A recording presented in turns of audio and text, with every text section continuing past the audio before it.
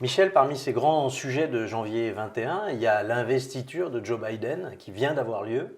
Et évidemment, on n'a jamais vu les États-Unis aussi États désunis. Qu'est-ce que ça t'inspire? J'ai d'abord été sidéré, mais à peine, de voir sur tous les plateaux de télévision qu'on commentait cet événement sans aucun Trumpiste. Il y a des plateaux de télévision sur les chaînes d'information continue où c'est massivement pro-Biden et personne pour défendre Trump. Je ne suis pas Trumpiste, hein. Il y a des Tu choses. l'as déjà dit ici d'ailleurs. Je n'aime pas la grossièreté, la vulgarité, le cynisme du personnage, sa misogynie, sa phallocratie. Je n'aime pas ça. Je dis simplement qu'il a fait des choses. Barack Obama était à peine arrivé qu'il était déjà prix Nobel de la paix. Après ça, il en a profité pour faire quelques guerres. Trump, pendant 4 ans, n'a déclenché aucune guerre. Il aurait mérité le prix Nobel de la paix en ce sens. Quand on est le patron de la plus grande puissance du monde et qu'on arrête d'aller bombarder tout le monde sur la planète, on se dit, tiens, quand on dit America Great Again, sous-entendu, on se replie sur nous, protectionnisme économique, mais en même temps, protectionnisme, on n'est plus les gendarmes du monde. Ça mériterait d'être entendu, ça. C'est la fin de l'impérialisme, pour ceux qui ont encore le sens des mots. Non, pas du tout, c'était un sale type qui, etc., etc., etc. Bon, il conteste l'élection de Biden. J'entends bien. Mais pendant des mois et des mois et des mois, les démocrates ont contesté la validité de l'élection de Trump. Bien sûr. Tous ces gens qui nous ont dit c'est une élection qui a été volée. C'est l'élection de Poutine. C'est Poutine qui a fabriqué les élections, etc., etc. Donc il faut arrêter ce genre de choses. J'entends juste une chose, et moi ça m'intéresse quand même de pouvoir prélever ce qui aura été dit pour pouvoir le commenter. Fin novembre de l'an dernier, Joe Biden fait sa campagne. Et il dit, nous sommes prêts pour guider à nouveau le monde. Nous sommes prêts pour guider à nouveau le monde. Guider, j'ai entendu en français, ça doit être to lead, je pense, en anglais ici. Mais le guide, en allemand, ça se dit Führer. En italien, ça se dit Duce. En espagnol, ça se dit Caudillo. En roumain, ça se dit Conducator. Voilà quelqu'un qui nous dit, il faut me virer ce Trump parce qu'il ne guide pas le monde. Lui ne guide pas le monde, c'est-à-dire de l'aveu même de Biden, Trump s'était concentré sur la politique intérieure, qu'il semble avoir bien menée, puisque apparemment même les apathies et autres s'en viennent nous dire qu'économiquement, il s'en sort très bien. On se dit, voilà un personnage qui effectivement avait décidé de ne pas faire la guerre partout sur la planète et de ne pas guider le monde. Arrive Biden, qui trottine comme un vieillard sur 4 mètres pour laisser croire qu'il fait un marathon, ce vieux monsieur de 70 ans qui oublie, qui est un petit peu sénile, etc., qui fait dans le politiquement correct comme on peut guère le faire. Toutes les minorités, alors là, il n'y a pas de problème, toutes les minorités s'y trouvent, est-ce qu'on a bien choisi ce genre de choses, etc. Toutes les minorités sauf le peuple, qui est quand même la majorité. Et je me dis, tous ces gens qui, sur les plateaux télé, sont en train de nous dire « Enfin, la démocratie, le retour de la grandeur. » Démocratie is back. C'est ça. Macron, 2h30 du matin, qui devant le drapeau américain, le drapeau européen, français, enfin, peut-être pas américain, c'est ça, s'en vient donner des leçons en disant que ces gens qui sont entrés dans le Capitole ne sont pas des Américains. Formidable. C'est les mauvais Français du maréchal Pétain. Formidable. Le maréchal Pétain dit que ce sont des mauvais Français. Ces gens du Capitole sont des mauvais Américains, ça ne ressemble pas à l'Amérique. C'est quoi l'Amérique? C'est Obama, c'est New York, et encore, c'est Manhattan dans New York. Éventuellement, c'est un peu côte ouest, et à ce moment-là, c'est Los Angeles, c'est San Francisco, c'est les GAFAM. Pétard, etc., enfin tous ces trucs-là. Mais c'est pas le Texas. C'est peut-être le Delaware, qui est un État, effectivement, et qui nous permet de mettre du fric de côté, puisque c'est l'équivalent de Monaco, du Luxembourg, etc. Paradis fiscal à l'intérieur des États-Unis. Et on entend Jean Luquet, ancien patron de France Inter, ceci explique cela, qui nous dit, ouais, il nous a dit qu'il n'avait pas déclenché de guerre, mais enfin, il a quand même déclenché une guerre dans son propre pays. 5 morts. 5 morts. Et sur les 5 morts, je ne sache pas qu'ils sont tous des morts que les gens qui sont arrivés au Capitole ont fait. Je crois qu'il y a un personnage qui est mort parce qu'il s'est pris des coups d'extincteur, c'est dommageable. Mais une guerre qui ne fait qu'un mort avec un extincteur, ça peut éventuellement se comprendre. Ce n'est pas exactement le tabassage de l'Afghanistan, le tabassage de l'Irak, le tabassage de la Syrie, le tabassage de la Libye. Et autres tabassages. D'un seul coup, on perd totalement la raison. Je redis que je n'aime pas le personnage Trump, je dis simplement sa politique, elle est susceptible d'être examinée, plutôt que d'être dans ce grand délire. Donc, Biden nous dit « Je suis prêt à prendre la tête du pays et nous allons guider à nouveau le monde ». Et tous les soumis, Libé, Le Monde, Télérama, France Inter, Geoffrin, qui arrivent en disant « Je ne vais pas faire quelque chose de plus grossier, mais enfin de plus vulgaire ou de plus obscène, mais on est prêt, on vous attend. Ouais. On aime tellement être possédé par vous. On a tellement aimé être possédé par les nazis. On aimerait tellement être possédé maintenant par les Américains, comme c'est le cas depuis le 6 juin 1944. Donc, il y a un moment donné, on peut dire, mais le souverainisme, là, dit, mais les Américains, ce sont des partenaires. Merci pour le 6 juin 1944. Hein. Ils ont raison, d'ailleurs, ils font de la politique. Hein. C'est les Américains d'abord, ils ont raison. Nous devrions faire pareil, les Français d'abord.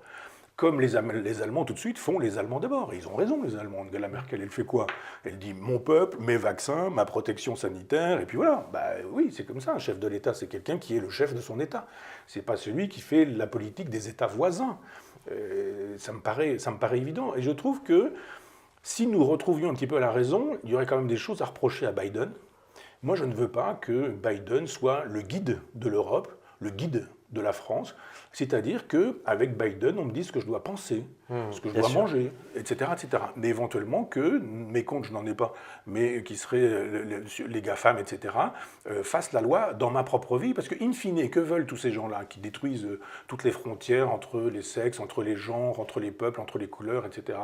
C'est dérouler le tapis rouge à Elon Musk, l'homme le plus riche du monde désormais, qui lui a le projet d'une civilisation transhumaniste, dans laquelle on achète... Et d'un gouvernement mondial. Je ne veux pas me faire guider par les États-Unis pour aller dans cette direction-là. Bien sûr. Alors justement, la transition avec les GAFAM est toute trouvée parce qu'on a vu, juste avant l'investiture de Joe Biden, on a vu Trump se faire bannir aussi des réseaux sociaux, de Twitter, de Facebook, et on a découvert que, il n'était pas exclu que le président Khamenei ait la possibilité de s'exprimer sur Twitter ou sur Facebook, mais que d'un seul coup, Trump était lui devenu un personnage inaudible sur les réseaux sociaux, et on a découvert que finalement ces grands réseaux sociaux avaient une couleur politique, n'étaient pas simplement les distributeurs et non pas éditeurs qu'ils prétendaient être. Ils prétendaient être juste des tuyaux et ne jamais s'exprimer sur le contenu. On a découvert que là, d'un seul coup, la fable était terminée, était consumée. Et ça m'amène à la question suivante, est-ce qu'il n'est pas temps aujourd'hui de réfléchir à une souveraineté numérique et à des réseaux sociaux comme ça qui soient souverains et Bien plus sûr. À la solde des GAFAM? Bien sûr. Si nous avons créé, toi et moi, plus nos amis Front Populaire, c'est justement parce qu'on a bien compris, nous, pour en avoir fait les frais, que la presse, elle n'était pas là pour dire la vérité. La presse, elle est là pour fabriquer l'opinion. Les milliardaires n'achètent pas des journaux qui sont déficitaires, encore qu'ils ne le soient pas tant que ça, parce que l'État français, avec l'argent du contribuable, les finance, et on comprend bien pourquoi. C'est-à-dire, si vous enlevez les subventions au Monde, ça tombe. Si vous enlevez les subventions à Libération, ça tombe. Je ne parle pas de France Inter, dont 100% des financements sont des financements qui sont dus aux contribuables. Pourquoi on met autant d'argent? Mais parce qu'il s'agit de bourrer le mou des gens. Parce qu'il s'agit de leur expliquer que Trump est un méchant et que Biden est un gentil. Le type qui nous dit « on arrive, on va vous gouverner », c'est un gentil. Je parle de Biden. Le type qui dit « chacun chez soi et moi je vais m'occuper des Américains », celui-là c'est un méchant et un salaud. Quand on écoute ce que dit Trump, Trump n'a pas dit « prenez d'assaut le Capitole », il dit « rendez-vous au Capitole ». Et pendant que les gens arrivent au Capitole, et puis qu'après ça dégénère, il se passe quoi? Trump dit calmez-vous, rentrez chez vous, ils nous ont volé notre élection. Mais ça, pas du tout. Et ce message-là je n'ai pas vérifié, censuré sur YouTube, m'a-t-on dit. Et donc on se dit, effectivement, après c'est facile de dire Trump a voulu faire un coup d'État en lançant ses électeurs contre le Capitole. Je dis, mais c'est pas du tout ça. Pas du tout ça. Il dit allez manifester au Capitole. La manifestation dégénère. Là où d'ailleurs Black Lives Matter avait manifesté quelques semaines auparavant devant le Capitole. C'était justement la réponse du berger à la bergère, de dire mais montrons-nous, nous aussi. Alors après, je suis pas paranoïaque et complotiste, mais on peut imaginer qu'il y a des gens qui ont eu intérêt à laisser faire, etc. C'est quand même bizarre que des gens qui sont payés, des militaires qui sont payés pour que des gens n'entrent pas dans le Capitole, laissent tout de même entrer les gens dans le Capitole. Bizarre quand même. Qui plus est, ils ne sont pas rentrés tout de suite. Ils ont été là, présents, un certain temps, puis après ils sont entrés, etc. Puis après, moi j'ai pas vu du tout de gaz lacrymogène. J'ai pas du tout vu ça. Or, on a distribué des masques, des masques de protection, des masques à gaz pour les sénateurs. On les a vus avec ce masque. Certains sont sortis avec ce masque. On n'a pas utilisé de masque de gaz lacrymogène. Mais si vous utilisez les gaz lacrymogènes que la police et les sénateurs ont les masques, ben évidemment, tout le monde va sortir. Et on n'aura pas à déplorer les 5 morts. Pourquoi? Je pose la question. Je dis simplement que quand on veut faire un coup d'État et qu'on n'a pas d'armes, c'est quand même bizarre comme coup d'État. Oui. Surtout dans un pays où les armes sont en vente libre. Bon, je sais bien qu'à Washington, les armes sont interdites. Mais je veux dire, vous faites un coup d'État, il n'y a pas un seul coup de feu tiré, il n'y a personne qui soit véritablement mort. Du côté il n'y a pas eu un sénateur de tué. Il y a eu un coup d'extincteur, effectivement, déplorable qui a tué un policier. Mais pour le reste, 5 morts, dont un policier tué avec un coup d'extincteur et 4 autres qui sont finalement des militants. C'est des putschistes, si on veut utiliser l'expression. Donc, coup d'État, il faut arrêter. Il faut arrêter, quoi. C'est-à-dire qu'il y a un moment donné où le propos que je tiens, si nous le tenons ici à Front Populaire, c'est parce qu'on est libre. Mais ceci dit, les canaux qui vont nous permettre de diffuser ce propos pourront décider que, effectivement, c'est un propos inaudible parce qu'on éclaire les gens, parce qu'on les aide à réfléchir et à penser en leur disant ne croyez pas tout ce qu'on vous raconte, regardez un peu ce qui se passe, etc. Et à ce moment-là, on coupe les réseaux. Donc oui, tu as raison, c'est ce qui fait qu'on a créé Front Populaire, en disant au moins ici on sera libre. Plus on créera de zones de liberté, par exemple des zones numériques, des plateformes, moi je ne suis pas un technicien de ces choses-là, ce n'est pas ma génération, mais je veux dire qu'on peut très bien dire, eh bien, fabriquons ces choses-là et c'est nous qui disposerons du monopole de la liberté. Le monopole de la liberté, c'est quoi? On peut tout dire. La liberté numérique est une affaire bien trop sérieuse pour être laissée entre les mains des GAFA. Souveraineté numérique, bien absolument. sûr. Alors décidément, l'actualité, elle vient des États-Unis, puisqu'on a appris il y a très peu de temps, c'est le sommet, que tous les stéréotypes racistes, je cite, Peter Pan, les Aristochats, la Belle et le Clochard, désormais accusés donc de véhiculer des stéréotypes racistes, eh bien Disney a décidé de ne plus les diffuser aux enfants sur sa plateforme Disney+. Là, on est en plein dans la cancel culture, qui est un autre cancer aussi américain. Qu'est-ce que c'est que cette réécriture de l'histoire a posteriori comme ça? C'est fou. Je suis en train de lire Édouard Glissant. Je travaille sur le concept pour Front Populaire, sur le concept de créolisation. Et Glissant nous dit il faut que les civilisations soient à égalité. Bon, je veux bien, moi je suis très amateur d'art africain et je connais un peu ce qui se passe dans les ethnies, Dogon, Fang, etc. Enfin bon. Il ne me viendrait pas à l'idée de les mesurer. Je ne suis pas père de famille, mais je pense que quand on a 2 enfants, on ne les mesure pas. On les aime et puis voilà quoi. Et puis oui, il y en a un qui est plus doué là, et puis l'autre qui est moins doué là, et puis ouais, il y a une différence. Mais cette idée de dire elles sont égales, je me dis, c'est quand même un peu étonnant cette façon de croire qu'une civilisation qui a rendu possible le fait d'aller sur la Lune, par exemple, même si ce n'est pas forcément le summum pour moi, mais enfin, est à égalité avec une civilisation qui n'a pas inventé le bronze. Je veux bien, mais il va falloir m'expliquer comment on peut mélanger tout ça en se disant, quand on mélange, on va trouver quelque chose de... on ne sait pas trop quoi, nous dit Glissant, mais c'est formidable parce que ce sera la créolisation. Et cette façon de faire table rase, elle suppose chez lui qu'on en finisse avec les humanités.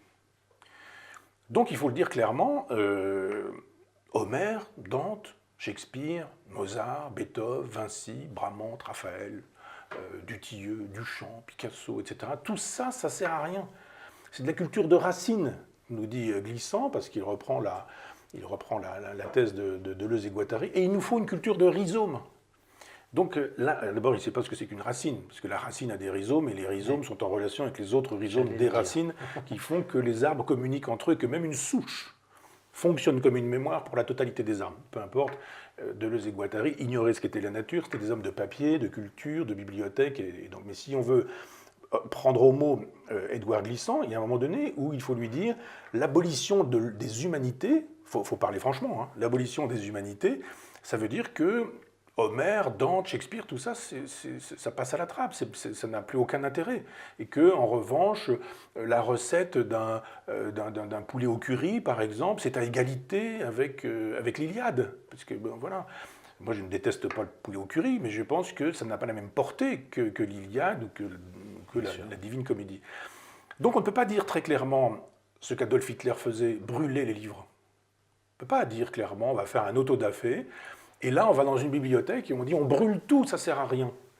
Glissant nous dit, il y en a marre des cultures de racines qui sont des cultures de l'écrit. Il nous faut des cultures de rhizomes, des cultures rhizomatiques qui seront des cultures de l'oralité. C'est bien une chanson kanak, un chant kanak traditionnel, c'est formidable, mais est-ce que pour autant on doit envoyer au feu la tétralogie de Wagner? Non, les deux, je veux les deux. Je veux qu'on puisse les deux. Je ne veux pas que la tétralogie écrase le chant kanak, mais je ne veux pas non plus que le chant kanak écrase la tétralogie. Les deux, ça s'appelle le divers.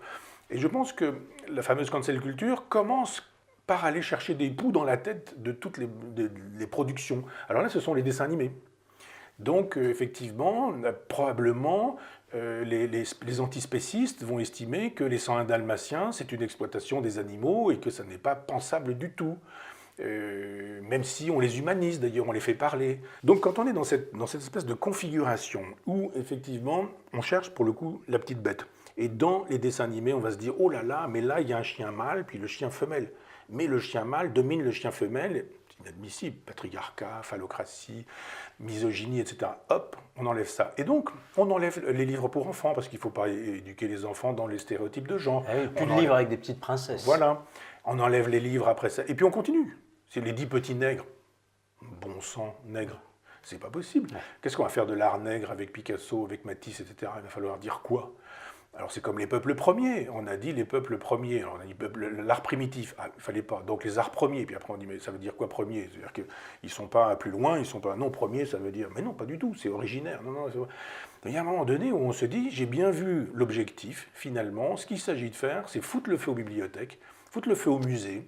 Détruire les universités, détruire les écoles, ne plus apprendre à lire, à écrire, à compter, à penser, à juger, à avoir un avis sur la peinture, de dire je vais fabriquer un jugement de goût quand on est professeur, instituteur, etc. Pas du tout. On n'avez pas besoin d'avoir un jugement de goût, c'est pas bon. C'est je like ou je nique. Et là, les 101 dalmatiens, non, c'est pas bien. En revanche, parce que là, après, on va faire un truc, on aura, je sais pas, un dalmatien transgenre, ça, ce sera formidable, on pourra l'enseigner à l'école, etc. Mais qu'on accepte le débat. Et pas puis la diversité.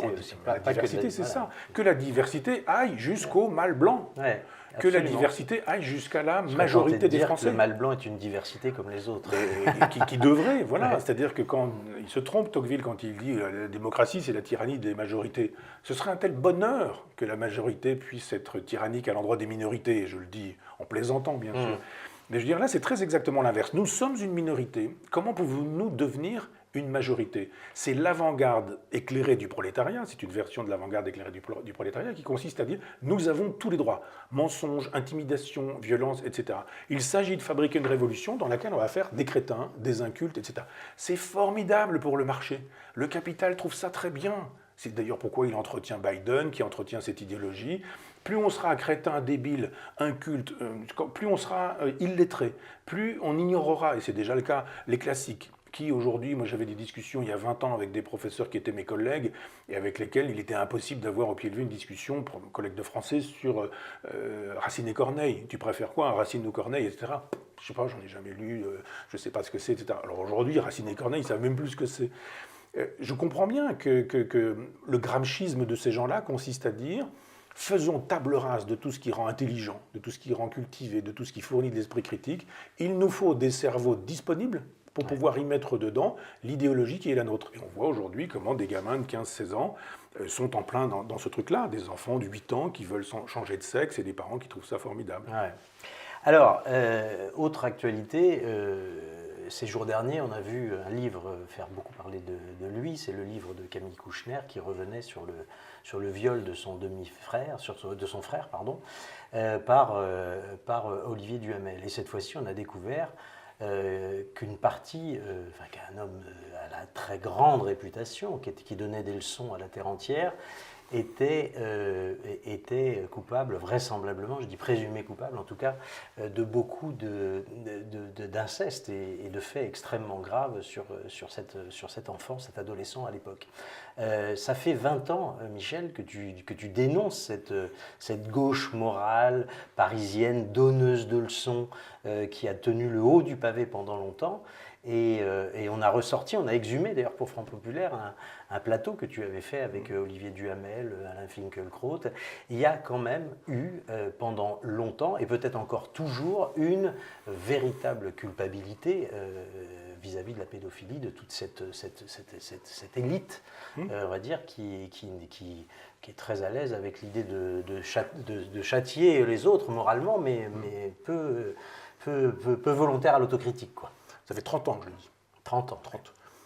Je crois que j'ai écrit un texte qui s'appelle Du bon usage de la pédophilie, c'est ironique évidemment, dans lequel je disais tout le mal que je pensais de Matzneff, à l'époque où tout le monde en disait du bien, mais également de la peinture de Balthus, mais également de Lolita, de Nabokov.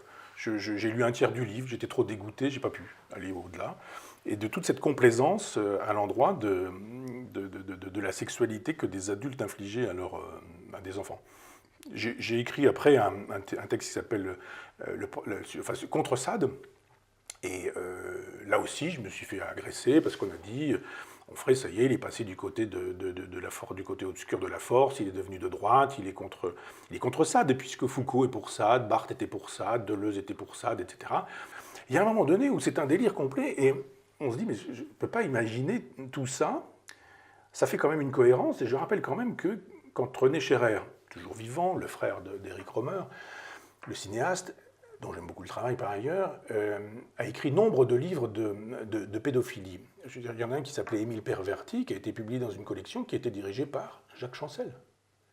Quand Matzneff écrit un livre à vomir qui s'appelle Les moins de 16 ans, où il nous dit un petit billet dans la culotte d'un enfant qui ceci, etc., c'est dans une collection dirigée par Jean-François Revel.